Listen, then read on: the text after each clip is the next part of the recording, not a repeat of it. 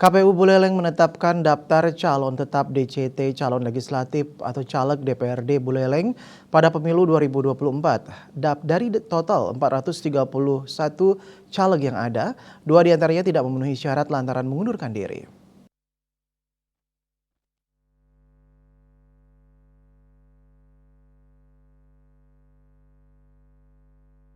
Ketua KPU Buleleng Komang Dudi Udiana menyatakan caleg DPRD Buleleng yang masuk dalam daftar calon sementara DCS sejatinya berjumlah 431 orang, namun setelah dilakukan verifikasi hanya ada 429 orang yang dipastikan masuk dalam DCT, sementara ada 2 caleg lainnya yang berasal dari partai PKB dan PKN dinyatakan tidak memenuhi syarat.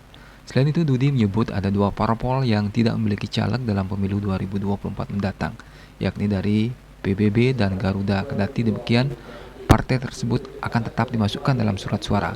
Bila saja dalam pemungutan suara nanti ada peserta yang mencoblos kedua partai tersebut, suaranya akan dinyatakan sah, namun masuk dalam suara partai.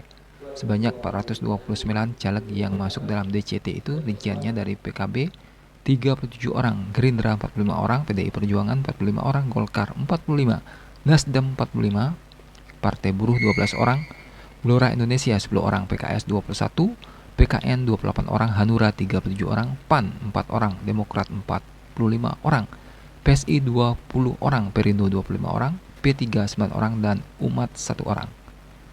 Nyoman Yuda, Bali Pos.